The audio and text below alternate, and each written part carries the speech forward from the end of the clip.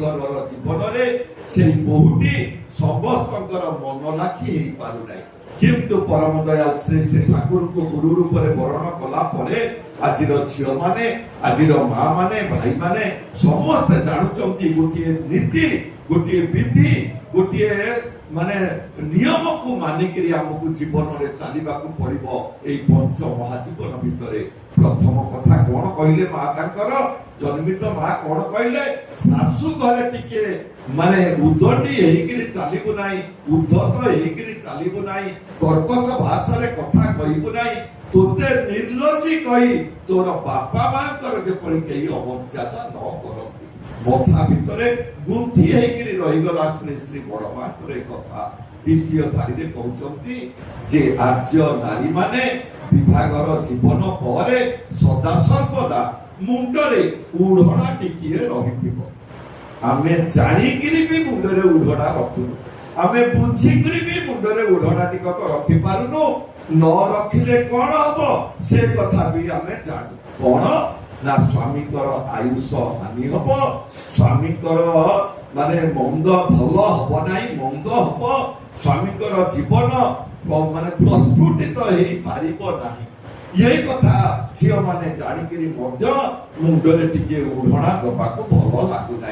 গোটিয়ে ঝিও সে কালী হইথাও, গোরি হইথাও, বড় লোক ঘরর হইথাও, গরিব ঘরর হইথাও, মুন্ডরে উড়নাটা দেই, মুন্ডরে যেতেবেলে মথারে সিন্দুরটা দেই দিয়ে, পাদরে অলতা পিঁধি দিয়ে, ঠুকু ঠুকু হইকিরি চালু থাকে। মা লক্ষ্মী যেমতি স্বর্গরু ওহ্লেই আসিথাନ୍ତି। ଏ କଥାକୁ ଆମେ ଲକ୍ଷ୍ମୀ ଛଡା ପଛେ ହେଇଯିବୁ, ମା ଲକ୍ଷ୍ମୀଙ୍କର ସଦୃଶ ଆମେ ହେଇପାରୁନାହୁଁ। କାରଣ ଆମ ଭିତରେ ସେଇ ମନର ବଳ, ହୃଦୟର ବଳ, ଚିନ୍ତା ଚେତନାର ବଳ ଜାଗ୍ରତ ହେଇପାରୁନାହିଁ। କିନ୍ତୁ ସେଦିନ ବଡ ମା କଣ୍ଟାଏ କଣ୍ଟାଏ ମାନିଥିଲେ।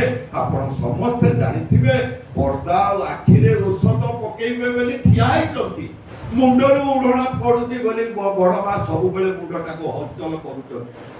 କାହିଁକି ନା ଗୋଟିଏ ମୁହୂର୍ତ୍ତ ଜୀବନରେ ବିବାହର ପରେ ତାଙ୍କର ମୁଣ୍ଡରୁ ଜୀବନରେ ଶେଷ ସମୟ ପର୍ଯ୍ୟନ୍ତ ମୁଣ୍ଡରୁ ଉଢଣା ଖସେଇ ନାହାନ୍ତି। ମୁଣ୍ଡରୁ ଉଢଣା ଖସିଲେ ମୋର ସ୍ୱାମୀଙ୍କର ଅମଙ୍ଗଳ ହବ, ମୋର ସ୍ୱାମୀଙ୍କର ଆୟୁଷ ହାନି ହବ। ମୋର ଜନ୍ମିତ ମା ମୋ ମୁଣ୍ଡ ଭିତରେ ଏକଥା ପୁରେଇ ଦେଇଛ।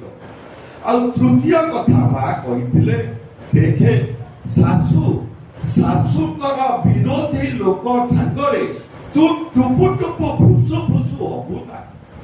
ଶାଶୁଙ୍କର ଆଶୀର୍ବାଦରୁ ତୁ ବଞ୍ଚିତ ହବୁ ନାହିଁ। ସଦା ସର୍ବଦା ଶାଶୁଙ୍କୁ ନେଇକିରି ଚଳିବୁ। ଆମର କଥାରେ ଅଛି ଶାଶୁର ପଣତ କାନି ବୋହୁର ଲୀଳାସ୍ଥଳୀ। ମାନେ ବିବାହ ହେଇକିରି ଆସିଲା ଦିନୁ ଶାଶୁ ହବା ପର୍ଯ୍ୟନ୍ତ ଯୋଉ 25-30 ବର୍ଷ 35 ବର୍ଷ ଝିଅ ମାନେ ତାର ଶାଶୁ ବୋହୁ ହେଇକିରି ଶାଶୁ ପଣିଆକୁ ଯେତେବେଳେ ପହଞ୍ଚି ଯାଉଛନ୍ତି, ସେତେବେଳେ ତାଙ୍କର ବନ୍ଧୁବାନ୍ଧବ, ତାଙ୍କର ଆତ୍ମୀୟ ସ୍ୱଜନ, ଘରର ଗୁରୁ ଗୁରୁଜନ, ଘରର ପର୍ବପର୍ବାଣୀ ଏବଂ ପରିବାର ପରିଜନଙ୍କର ଭଲ ମନ୍ଦ ସବୁକୁ ନେଇକିରି ଶାଶୁ ତାଙ୍କର ଜୀବନକୁ ଅତିବାହିତ କରିଛନ୍ତି। ଆଉ ବୋହୁ ତାଙ୍କ ଠାରୁ ସେଇ ଭଲ ଗୁଣ ଗୁଡିକ ଟାଣି ଆଣି ତାର ଆଉ ଭଲ ଗୁଣ ସାଥିରେ ମିଶେଇକିରି ଶାଶୁ ଠାରୁ ବୋହୁ ଯେପରି ଆହୁରି ଅଧିକା ହେଇ ଉଠିବ, ସେଇ କଥା ଶ୍ରୀ ଶ୍ରୀ ବଡ ମାଙ୍କର ମା ସେଇ କଥା ବୁଝେଇଥିଲେ ଯେ ଶାଶୁଙ୍କର ବିରୋଧୀ ଲୋକ ସାଙ୍ଗରେ କେବେବେଳେ ଟୁପୁ ଟୁପୁ ଫୁସୁ ଫୁସୁ ହବୁ ନାହିଁ। ତୁ ବଡ ସଂଯୋଗରେ ତୋର ଜୀବନକୁ ଯାପନ କରିବୁ। ଆଉ ଚତୁର୍ଥ କଥାଟି କହିଥିଲେ, ଯାହା ଆଜି ଆମର ସମସ୍ତ ପରିବାର ଭିତରେ ସେଇଟା ଦେଖାଯାଉଛି। ସେ କଣ ହଉଛି ନା ବଡ ମାଙ୍କର ମା କହୁଛନ୍ତି ଯେ ଯେତେବେଳେ ତୁ ତୋର ଶାଶୁ ଘରେ କୌଣସି କାମ କରୁଛୁ, ଭଲରେ କରିଛୁ, କିନ୍ତୁ ତୋର ନଣନ୍ଦ, ତୋର ଶାଶୁ, ତୋର ଆଈ ଶାଶୁ ତୋତେ କଟୁ କଥା କହୁଛନ୍ତି, ତୋତେ ସମାଲୋଚନା କରୁଛନ୍ତି, ତୋତେ ନିନ୍ଦା କରୁଛନ୍ତି, ସେଗୁଡିକ ତୁ କାନରେ ପୁରେଇବୁ ନା। କାରଣ ସେଇ ସମୟରେ ତୁ ମୂକ ହେଇଯିବୁ। ମୂକର କେହି ଶତ୍ରୁ ନଥାନ୍ତି।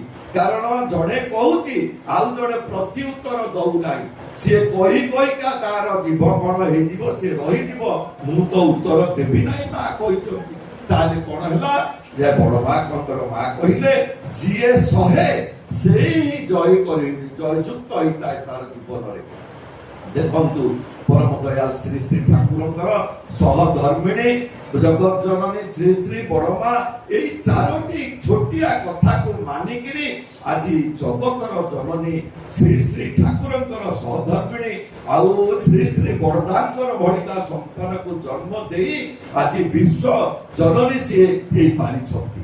ଆଉ ଆମ ପରିବାର ଭିତରେ ଆମର ମା ମାନେ ତାଙ୍କର ଝିଅକୁ ସେଇଭଳିକା ଭାବରେ ନିର୍ମାଣ କରି ତାଙ୍କର ଶାଶୁଘରକୁ ପଠେଇବା ଦରକାର। କିନ୍ତୁ ଆଜି ମା କଣ କହୁଛି, ବଡ ଶାଶୁଘର, ବେଶୀ ଭାଇ, ବେଶୀ ପିଲା ଛୁଆ, ତୁ ଡରୁଛୁ କାହିଁକି? ତୁ ବା 8 ଦିନ ପରେ ପାଲିଯିବୁ, ତୋର ସହରରେ ତୋର ସ୍ୱାମୀ ପାଖରେ ରହିବୁ। ପ୍ରଥମରୁ ଶେଷ କରିଦେଲା ମା ଯେ ଗୋଟିଏ ମା ଶବ୍ଦର ଯୋଉ ସାର୍ଥକତା କଣ ଠାକୁର କହୁଛନ୍ତି ଯେ ନିଜର ସନ୍ତାନ ଠାରୁ ଯିଏ ଅନ୍ୟର ସନ୍ତାନକୁ ପରିଚର୍ଯା ଭଲକରି କରେ ନିଜର ସନ୍ତାନ ଭଳି ସେ ହେଉଛନ୍ତି ମା। ଆଉ ପରର ପିଲାଙ୍କୁ ପରିଚର୍ଯା କରିବ ଗୋଟିଏ ପ୍ରକାର, ନିଜର ପିଲାଙ୍କୁ ପରିଚର୍ଯା କରିବ ଗୋଟିଏ ପ୍ରକାର। ସିଏ କିନ୍ତୁ ଜଗତ ଜନନୀ ହେଇପାରିବେ ନାହିଁ, ସେ ସାଧାରଣ ମା ହେଇପାରିବେ, ଅସାଧାରଣ ମା ହେଇପାରିବେ ନାହିଁ। ତେଣୁ ଆମେ ମାନେ ଯୋଉ ବାରମ୍ବାର ସତ୍ସଙ୍ଗ କରୁଛୁ, ସଦା ଆଲୋଚନା କରୁଛୁ, କଣ ପାଇଁ? ନିଜକୁ ଆଗ ସଜାଡ଼ିବା ପାଇଁ, ନିଜର ପରିବାରକୁ ସଜାଡ଼ିବା ପାଇଁ। ଗୋଟିଏ ସତ୍ସଙ୍ଗରେ ଯାଇଥିଲି କଟକ, ମୋ ବାପା ପଠେଇଥିଲେ ଗୋଟିଏ କାମରେ, ମୋ ଭିଣେଇ ଡକ୍ଟର ନଗେନ୍ଦ୍ରନାଥ ସ୍ୱାଇଁଙ୍କ ପାଖକୁ।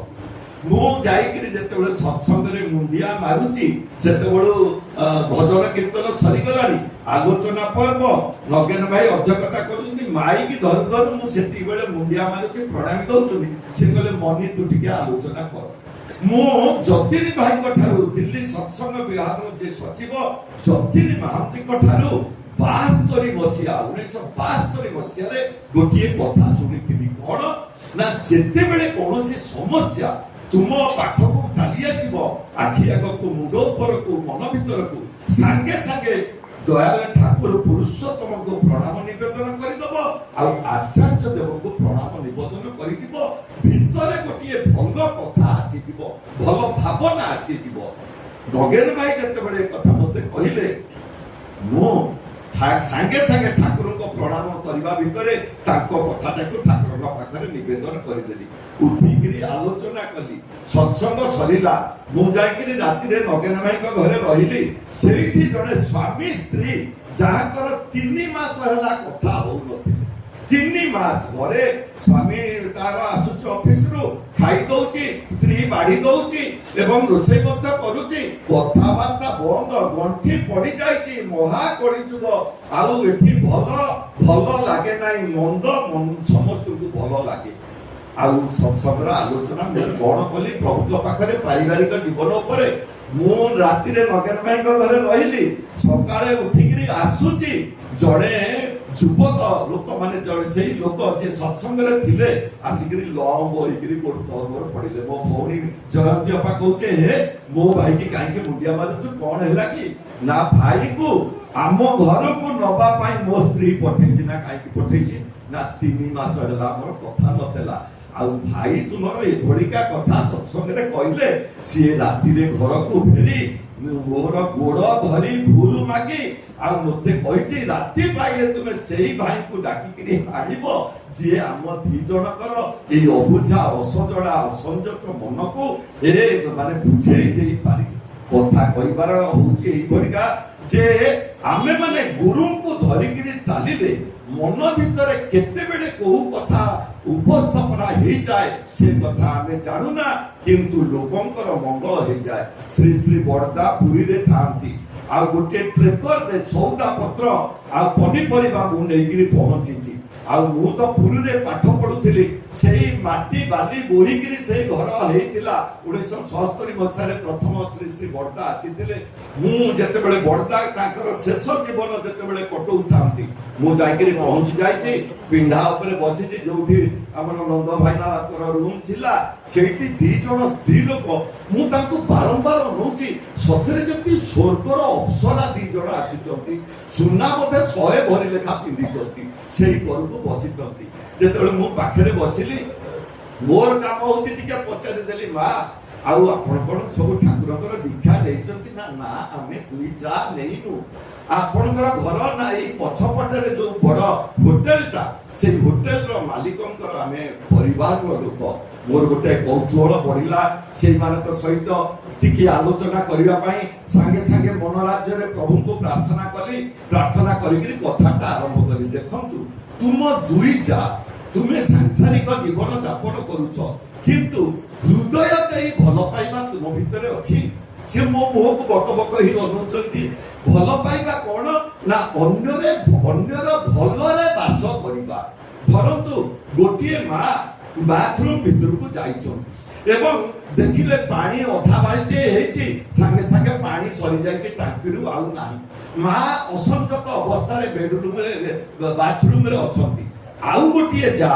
सेतिकी बेले जदी मोटरटा चले पानी रो व्यवस्था करि दियंती ताहले से पानीटा ठीक पाइबो आउ एवं से जानिबो प्रकृत मोर जा मो मनटा को बुझी परिला बा उपस्थित बुद्धि तार अछि से मां जनक कहउछथि आपण केमिति जानिले हम घरे बोलता हितिला आपण विश्वास करिवे नै से कहले आपण केमिति जानिले हम घर रे एभलिका अवस्था हितिला ता परे मु जते सौदा पत्र नेगिरी जाईची से दी बहु दीक्षा नै जाईछथि से मोर एड्रेस भी नहीं गले एवं से भाबिले ए सत्संग रे जो माने सब अछथि से बोधे जानि पारती किंतु से कथा न तांकर जो सत्संग रे जो भाई माने हमर जानती वर्ष को उत्सव रे ताको होटल रे रहती तांकर होटल रे टिके कंसेशन रेट हेई थाए तेणु यही जो मां माने आसीचोती एते लोक सब आसीचोती देखिबा पाई किंतु एठी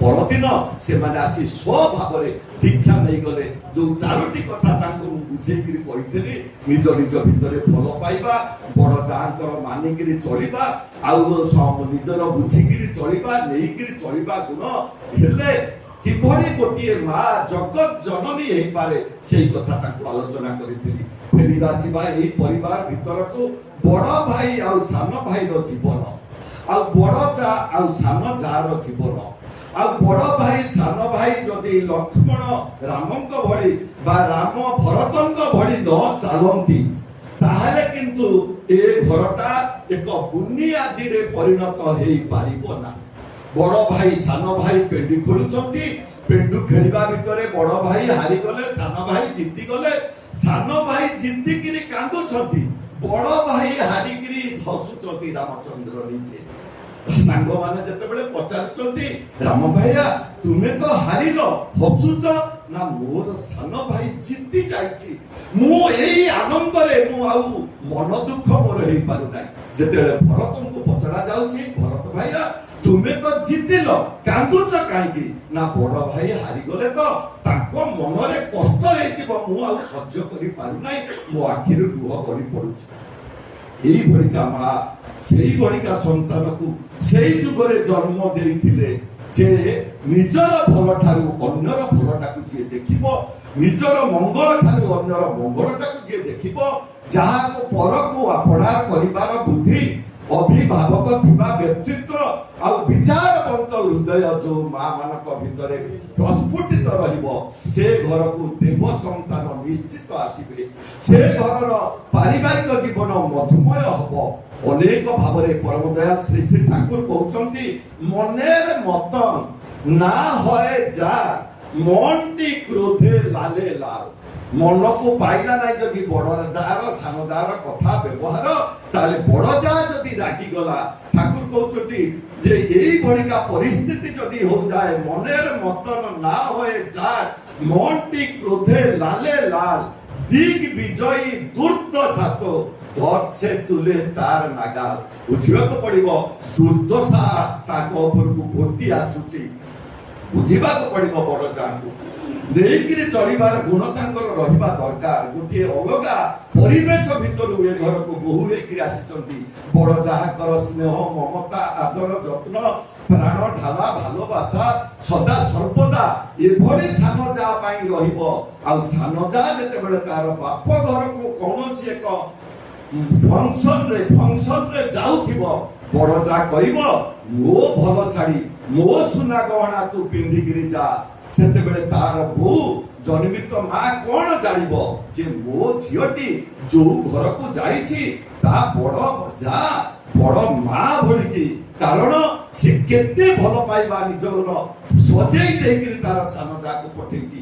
এই হচ্ছে ভাল পাইবা। বৈবাহিক জীবন ভিতরে এই ভাল পাইবা जो परिवार ভিতরে জাগ্রত হব, जो परिवार ভিতরে গুরুଙ୍କୁ মানি চলিবা, আচার্যଙ୍କୁ নেইকিরি চলিবা জাগ্রত হব, সে পরিবার এক তীর্থরে পরিণত হব। জয় গুরু, বন্দে পুরুষোত্তম।